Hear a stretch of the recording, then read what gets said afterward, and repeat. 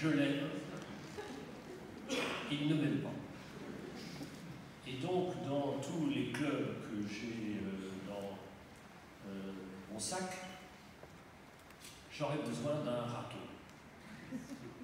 Pas pour réparer le bunker, mais pour être l'image même de ma vie, car je suis un des champions du monde du râteau, c'est-à-dire de la passion non réciproque.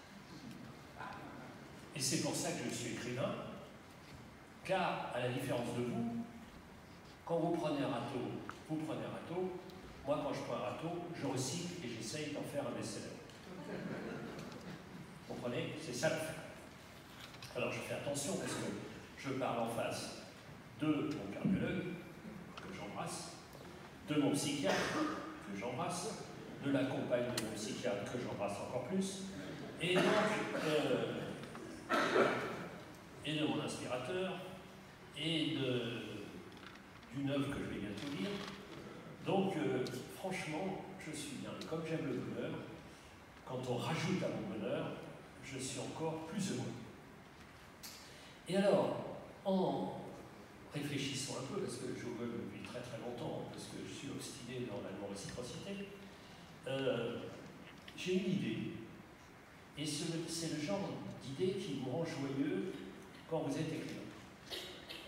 C'est-à-dire que vous essayez de trouver une histoire particulière qui va raconter bien plus que ce qu'elle raconte. Le meilleur exemple, et d'ailleurs, on en avait dit un mot ensemble, il y a des histoires qui réparent.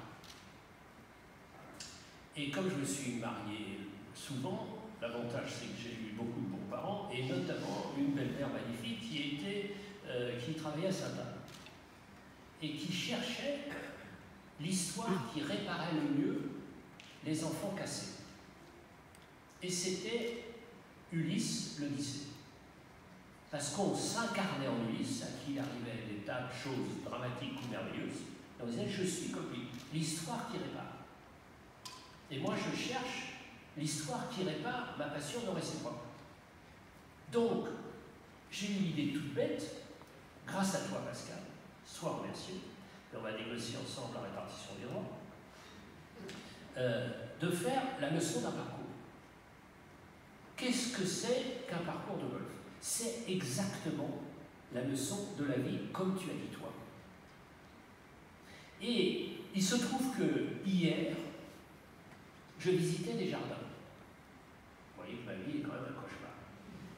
Pourquoi je visitais des jardins? Parce qu'il se trouve que, par les hasards de la vie administrative, je me suis retrouvé président de l'École nationale supérieure de paysage.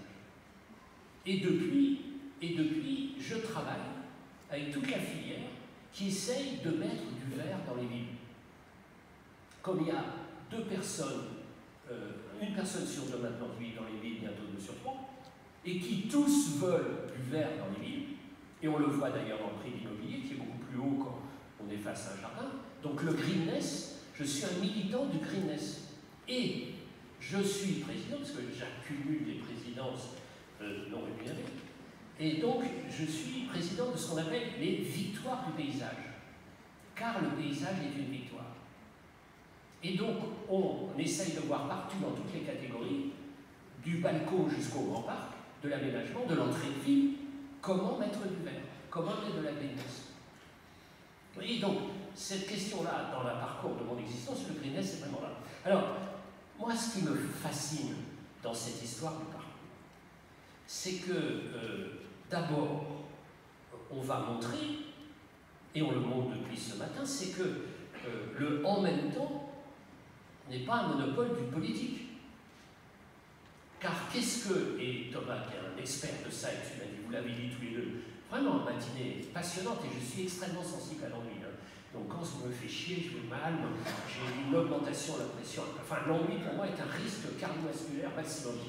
Et donc, comme c'était absolument magnifique, donc il y a en même temps l'obstination et le relâchement, la concentration et le relâchement, le travail et le bonheur, le muscle et la tête, la tactique et la stratégie, et en plus de la chance. C'est ça, le parcours. Donc il faut raconter ça. Ça, c'est... Et puis, quand vous déclinez un peu tous les moments d'un parcours, vous avez tout dans la vie. Donc vous avez dans l'exemple, comme dans l'Ulysse, comme dans l'Odyssée. L'Odyssée, c'est la vie même. Et si vous prolongez un tout petit peu l'Odyssée, il fait tout pour rejoindre Pénélope en prenant son temps, mais on peut imaginer que le lendemain, quand il a retrouvé Pénélope, peut-être il a envie de se retirer et de repartir. Donc on a envie de faire le tome 2 de l'Odyssée, c'est-à-dire retourner à Troie. Donc, on prend exactement chacun des grands moments de la vie. Par exemple, quand on perd courage, par exemple, on a une étendue d'eau, obstacle d'eau. Alors, comment est-ce qu'on fait? Il faut quand même se dire qu'il y a quand même de l'eau. Mais il faut en même temps l'oublier. C'est exactement comme dans la vie. Et le sable. Comment, quand on a un obstacle de sable, comment est-ce qu'on fait avec le sable? Alors il faut quand même en prendre un peu, mais pas trop. Si tu n'en prends pas, tu te plantes. Si tu en prends trop, tu te plantes. Avec ce mot d'ailleurs que je vous lis parce que je l'adore, une copine qui a ce mot d'une profonde sagesse qui va vers la temporalité. Plus je me plante, plus je pousse. Tu vois, c'est pas bête, tu vois. Je vais être stagiaire chez toi, tu sais. D'abord en tant que patient et ensuite en tant que capacité d'invention de temps en temps. Et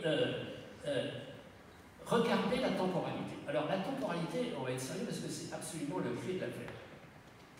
En dehors de la question de, enfin, en action de militantisme avec l'INDES, pour la vertitude, d'ailleurs je vous rappelle qu'à l'Académie, notre avis est vert, et donc il y a la question du temps. La question du temps est absolument centrale. Centrale pour les individus, comme tu l'as dit, clé, mais en même temps centrale pour les sociétés. Avec une question, et là je prends une autre casquette que j'ai tellement une casquette que j'ai plus de cheveux, c'est la casquette de conseiller d'État. Question institutionnelle. Notre démocratie ne sait plus intégrer la valeur du long terme. Et on en parle ensemble avec Anne. Ne sait plus intégrer la valeur du long terme, puisque non seulement elle est obligée, et c'est le principe même de la démocratie, d'affronter les électeurs, mais avec tous les réseaux sociaux, on fait une campagne électorale chaque jour, chaque heure. Comment donner de la valeur au long terme à notre démocratie?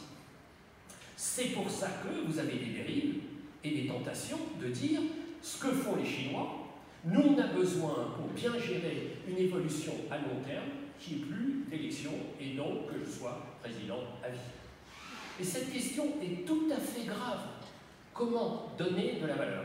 Alors, j'ai une solution, qui est une des raisons pour lesquelles je ne serai jamais président de la République, c'est de donner un droit de vote proportionnel à l'espérance de vie. Personne n'est d'accord à l'Académie française.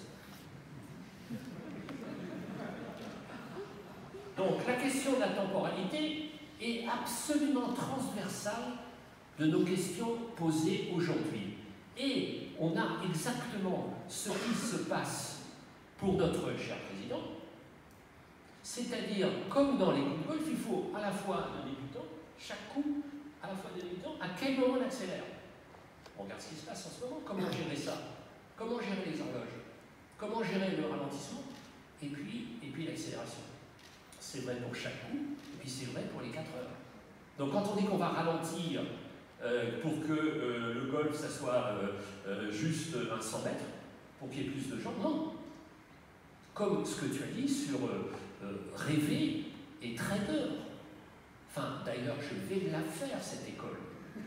Je vais me la faire. Parce que j'ai besoin d'avoir des ennemis, et ceux-là, ils sont délicieux. Comme j'ai quelques ouvertures dans les médias, je vais me la faire. Merci, quel délice. Et tu sais, cette récompense de se dire qu'on a un nouvel ennemi, mais c'est un délice. Merci, cher psychiatre. Donc, ce qui est formidable dans le golf, c'est que vous avez tout en même temps. Vous prenez votre parcours et ça devient une épopée. Ça devient une odyssée. C'est ça qui est merveilleux. Alors, je finirai sur la sociabilité. et je vais encore montrer à quel point je suis inefficace, car cultivant mon lien social, je me suis arrangé à la suite de manigance pour jouer avec, au sommet de la hiérarchie sociale, c'est-à-dire le président de la République. Donc celui que vous avez devant vous aujourd'hui a joué avec l'ancien président de la République. Filou, je lui avais dit que, étant donné que j'étais son conseiller culturel à François Mitterrand, dans la culture, il y avait le sport. Il était habitué aux arguments fallacieux, donc il était d'accord avec moi. Donc j'avais joué avec lui. Et je vous donnerai deux exemples de liens sociaux. Le premier, c'est au départ, j'étais avec Dr Raillard, Jacques Attali, et moi et lui, et puis il joue et il loupe. Et alors, il y a une sorte de concours de courtisanerie dans laquelle je n'étais pas le plus mauvais. Où je dis, ah, cher président, un oiseau a chanté, il vous a gêné, recommencez. Premier exemple. Deuxième exemple, un jour j'arrive en retard à la Moulie, je passe par la forêt et je vois les gardes autour. Et à l'époque, vous savez, il y avait des talkie-walkie avec des codes à la con parce qu'ils étaient à 2 mètres. Alors, Rami 18 à Rami 12, le président est à l'adresse, il joue, pof, Rami 12 à Rami 18, oh la balle est pour toi, Rami 11 à l'éducation, etc. Bref, et bon, alors, la balle tombe sous une feuille. Alors, discussion entre Rami 12 et Rami 18, qu'est-ce qu'on fait? Alors, l'un dit à l'autre, je pense qu'on peut améliorer la position parce que, ah oui, t'as raison, autrement, il ne sera pas content. Je vous remercie.